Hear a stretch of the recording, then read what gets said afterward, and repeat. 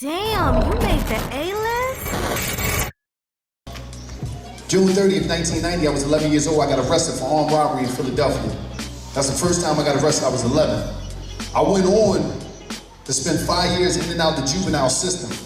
When I turned 17, I wasn't home that long because I would always do years in juvenile facilities in Pennsylvania. I'm from Philadelphia. I would do years in juvenile facilities because I just didn't care. Because when I was growing up in the ghetto, I seen that the people in the streets got more love than the people that went to work. I seen that they got more respect and people just showed them more. That, you know, in the ghetto, attention is God.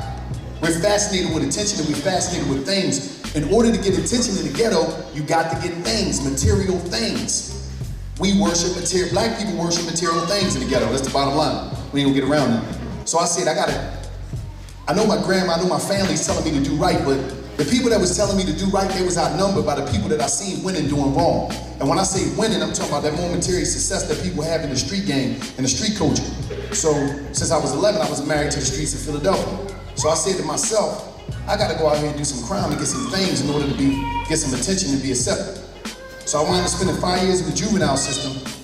When I turned 17, I was standing in front of a judge and she sentenced me to 19 and a half to 52 years for 2 armed robberies and 2 firearms. So I went to prison when I was 17 and I walked out of prison February 18th, 2017, 20 years later when I was 37. I walked out, but when I was in prison, it was like I seen so much stuff going on, and when you're in prison, you gotta go insane in order to stay sane because there's a lot of things that you're gonna see that a normal mind will be in agreement with, but in order to maintain your sanity, you gotta go insane to protect that sanity and to say that this is normal, that's what's going on. When you see somebody get stabbed, raped, whatever it might be. So when I was in there, what I had to do was, I had to remove myself from that normal conversation that was going on with the homies every day because what's going on in prison is that a lot of us, we go to prison and we just sit there and we talk about yesterday. That's why so many of your brothers, your fathers, your uncles, your husbands, your sisters, they come back and they do the same thing. Because prison is not, first of all, prison is a business. What business do you know that don't want their customers to come back? You gotta think about that. So when I was in prison, I said, you know what, I'm gonna go out there and I'm gonna be better than I ever was. And I'm not gonna let yesterday define me. Who I was yesterday, I know that I'm better than that person. So I just started improving myself. And when I was in prison, I wound up running into a cell phone and I got introduced to technology. When I seen that cell phone in my prison cell, it was illegal. I wasn't supposed to have it, but you know, things happen sometimes. And it just magically popped up in my hand. And when I seen technology, because when you're in prison, you're stuck mentally in a time that don't exist. You're stuck in dinosaur years.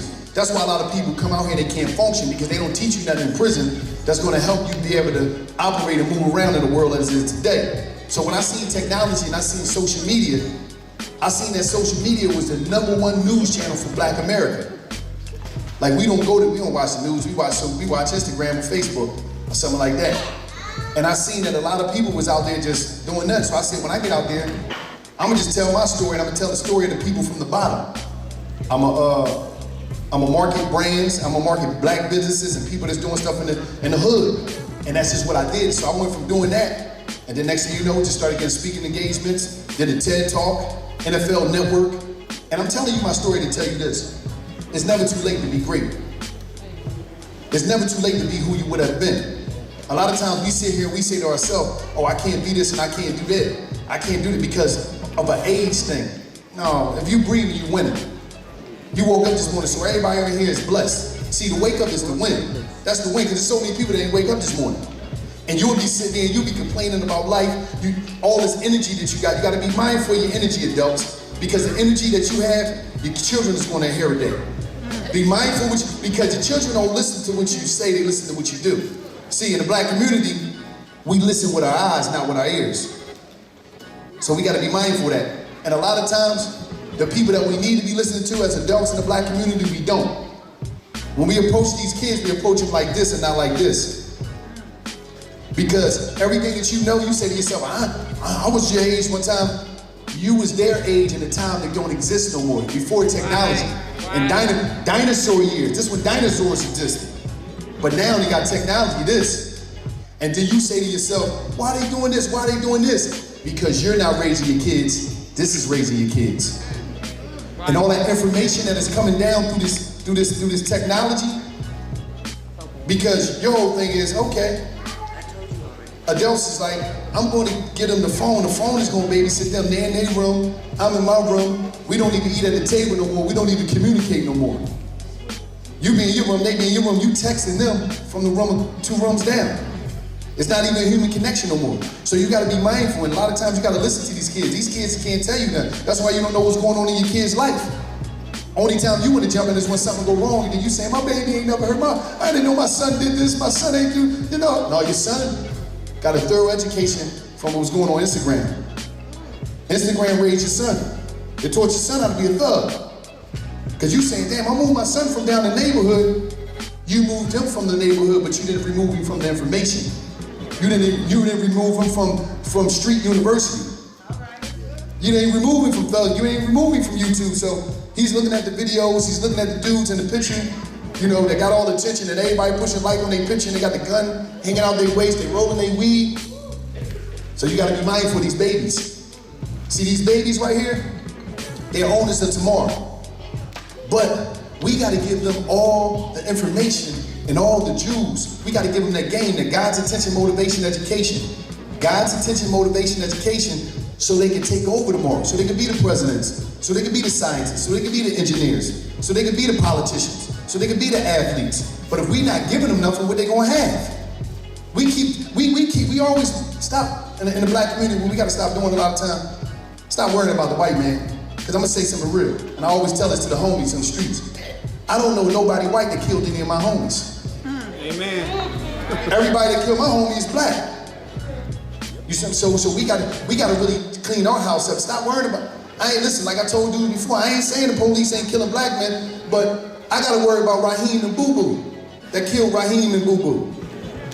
Because when Raheem and Boo Boo kill Raheem and Boo Boo, they go to jail, come home, and we salute them. Ain't nobody I don't see nobody marching when Raheem killed Raheem and Boo Boo. Raheem and Boo Boo won't be getting killed that often.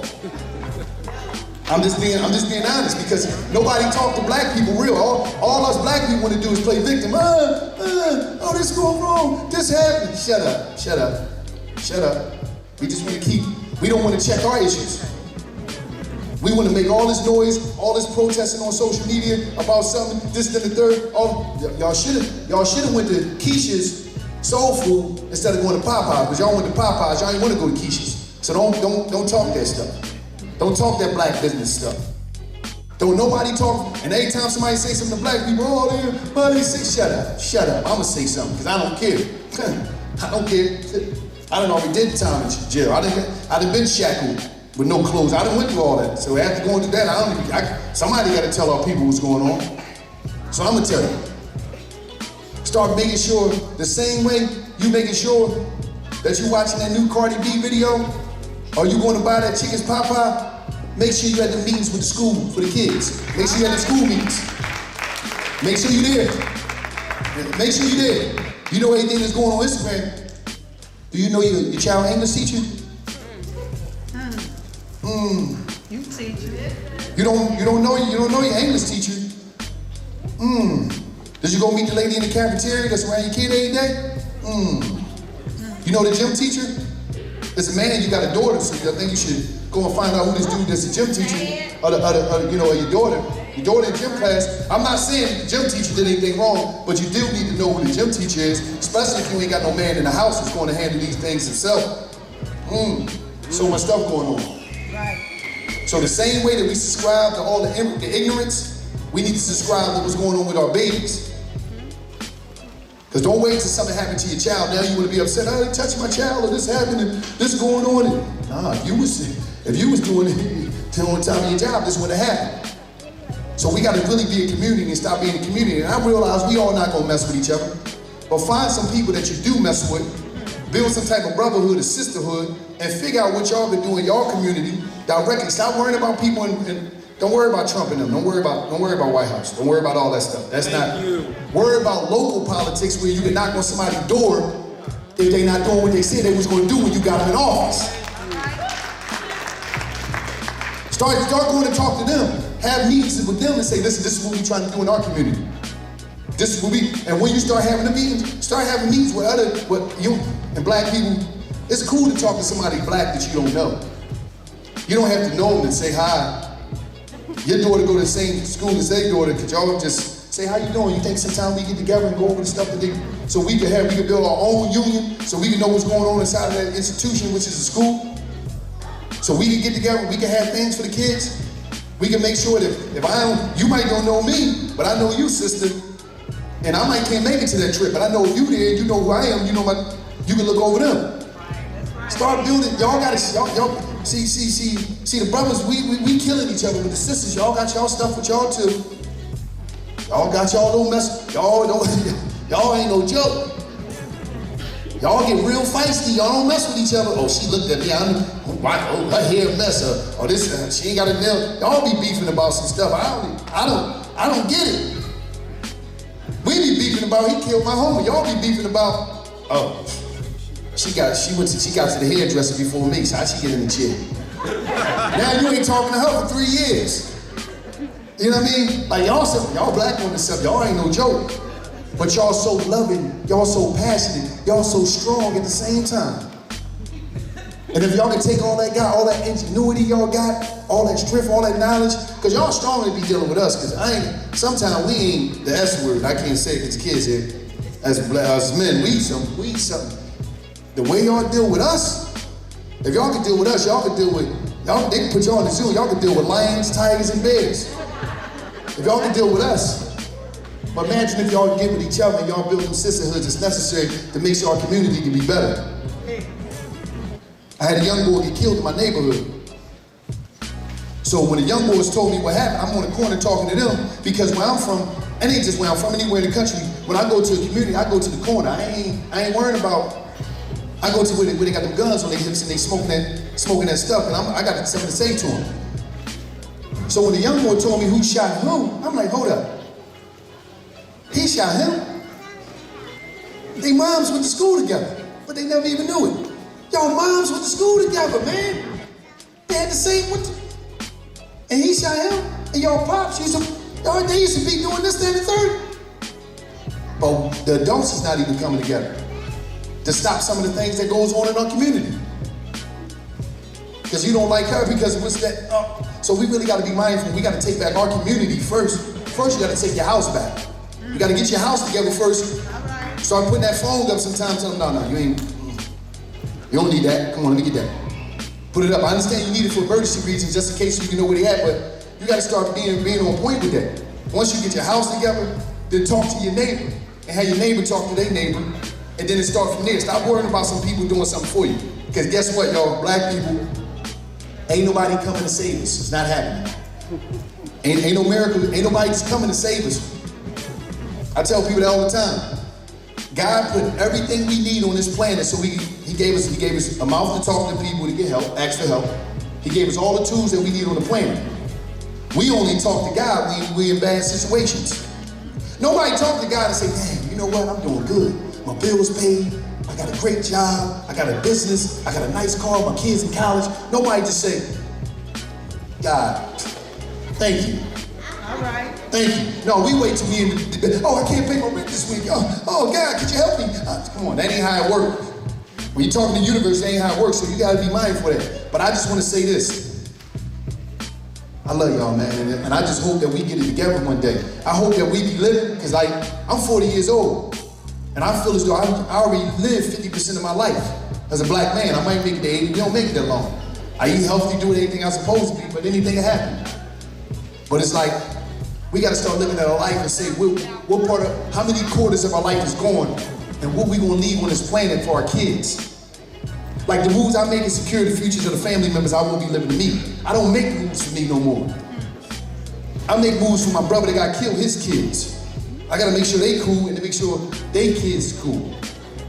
So we just gotta be mindful of that. We gotta realize we gotta start leaving what wasn't left for us. A lot of y'all moms work their whole life, got laid off, they ain't leave nothing. Father ain't leave nothing. What you gonna leave? How you gonna change that cycle and leave something for your kids? Every day tell your kids you love them. Every day tell your kid what they could be. Look in the mirror and tell yourself that. Tell your partner that. Tell your husband that. Tell your wife that.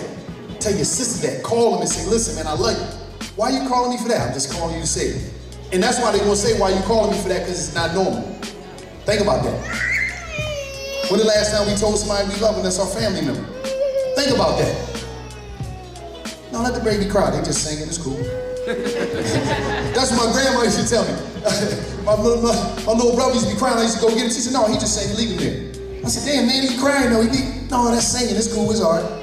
He'll figure it out. That's the song you was playing the other day. He's just singing it. I said, all right. You know what I mean? Black, them old women, they say some crazy stuff one day.